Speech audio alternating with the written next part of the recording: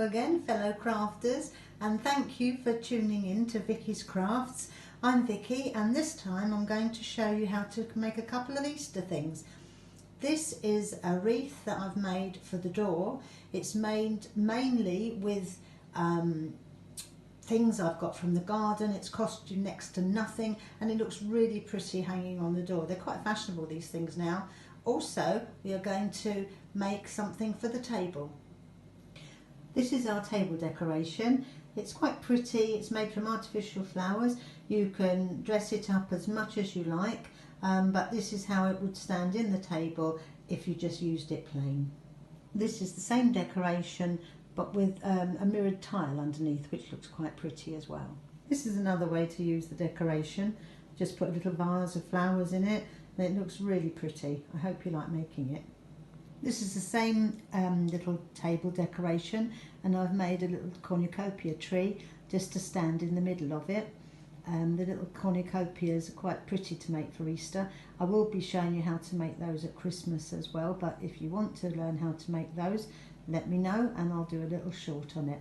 But I think you'll like these, so tune in and have a good look at my next video, which will tell you exactly how to make these pretty things for next to nothing. Have fun. Bye. So these are the things that you're going to need to make the wreath. Some sort of cardboard. The thicker the better really for this, to give it a bit of substance, but you can do it double layer. It's not going to matter as long as you've got some cardboard. You're going to use the cardboard to make the base, which is like this. This I've used a plate and a saucer. You can use whichever you like really. Electrician's tape or some sort of tape that will waterproof it, especially for the outside one, and this is what you'll end up with.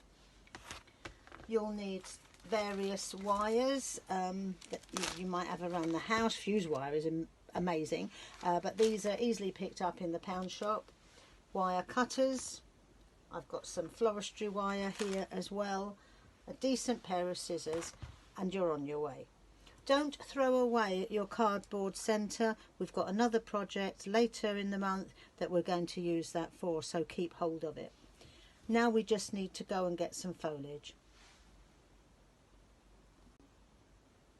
Right, well, I've been and collected some twigs and things and different odds and ends. I've begun by getting the circle that I showed you before. We've wound around the tape, and so it's nice and waterproof. I've then used a stapler, an ordinary desk stapler, literally to lay bits of twigs on and just staple them in place.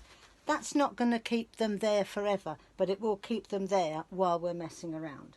So now I'm going to take some a bit maybe more spindly pieces, and I'm just going to wire them a bit together like that, just to keep them together. And I'm going to do exactly the same. I'm going to lay them over, get my stapler, and just stapler them where you can. It's not going to have to hold this, it's only to hold it in place while we're working, okay? So that's that bit. Maybe we'll put a little stapler there as well, just to hold it in place. Again, more twigs, get them together. Cut that bit off, we don't need it, it's a bit thick.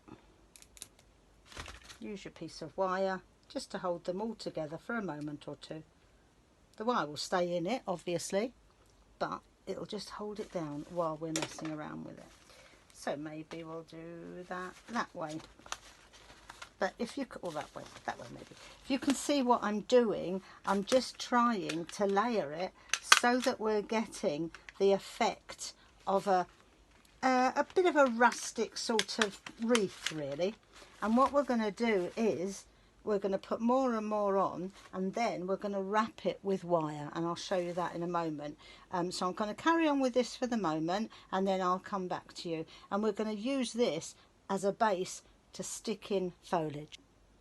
So I've scrunched up some leaves on top of the ones that I'd already stapled with the stapler, and I've just wrapped the wire around and around and around, and you can see very rustic, very simple to do. I now have to put on something where we can hang the wreath up on the door. I do it now because I like to look and see the way that it's laying. Like, I might not like it like that, or I might not like it like that. I actually like it like that. It's worked out okay. So I'm going to put it on there now. And all you do is get a piece of wire, twist it up like that, join it together, and you've got like a loop of a ribbon that you would use maybe for a parcel. You know, when you're sending someone a present, you put a little loop on it and you put a ribbon on it. Well, so that's that one. So I've done one already here, and it's all you do is you just put it where you want it to be, and then you just hook it through. Okay, so that is your hanging up wreath, ready to go. And now we're ready to embellish it. So when I was up the lane, I found a lot of greenery. It's quite wet, but it doesn't matter because it'll keep nicely on the door. So I saw this, which I thought was rather pretty, and it's moss that's on the, and lichen that's on the twig, and I'm going to place it in there because when it dries out it'll still stay as moss on there. If you don't want it to dry out, of course, all you need to do is to keep spraying it with a little drop of water every couple of days or so. But quite honestly, I live in Manchester and we don't get a lot of dry days. Use your ties just to keep in place anything that is thick like that, because it will need a bit more holding on. Add a little bit more. There's another pretty little piece, and just do it haphazardly around, threading your wire through anywhere you like and just tying it in. Then I'm going to put some greenery in, which looks nice once it's in and on the go. Again, pushing it through, little bits here and there. You can take your time with it a little bit more. I'm going for quickness here because I'm trying to show you what to do, but you get the general idea. And you just go round and round, joining little things, little pieces in here and there. Ivy, I love ivy, it's one of my favourites. And that again, just poke it in like this into it, you know, attach it maybe with a little bit of a wire if you want to, if you think that you need to. It's very simple to do like that. If it's sticking up like that and you don't like it, tuck it under or move it and just get another piece of wire and lay it flat over there. The same as this nice green, it's evergreen, so people always think, oh, it looks ever so Christmassy. Well, it does, of course it looks Christmassy, but it is evergreen, which means it's in our forests and in our gardens always, so it always looks beautiful. Now I'm going to carry on with this and then come back and show you in a moment. So now I think I've got enough greenery in there. I hung it up to have a look at it to make sure that it was laying the way I wanted it to lay, and I've wired a few more branches in. And now for the next step. I know it looks Christmassy, it won't shortly, because now we're going to make it look much more like Easter. So I've just got a few different little Easter egg things and flowers here, which I'm going to push in here and there, same as I did with the twigs. I've got a glue gun. Obviously, every good crafter has a glue gun, and if you just stick that to the twig, it will hold. Let's put another one here, push it into the wire. The wires will hold them in anyway, but sometimes you might just want a little bit of extra, but that will probably define that one. Let's put one right at the top here somewhere so we can push it through into that piece of wire, and that will be held fast. Another colour, different colour. Take off some leaves so that you've got a little bit of stalk to push into wherever you want the flower to be. Let's try another one of this colour, shall we? Somewhere. You can have fun with these things. You just don't have to keep anything rigid. It really is about having fun with these things. And this is going to go on your front door or wherever you want it, really. Put it where you want. But but it's going to be there, and it's something that you've made that is special to you. No one else has got it. It's not a big polystyrene blob that's going to be there in 20,000 years time and ruin everything. These are just little eggs. I bought a packet of them from the pound shop. They look like blackbird's eggs, I thought, so I got those. And, you know, just pop them in. You can do different coloured eggs. You can find all sorts of Easter egg things at the moment. Hold him up, make sure everything's okay.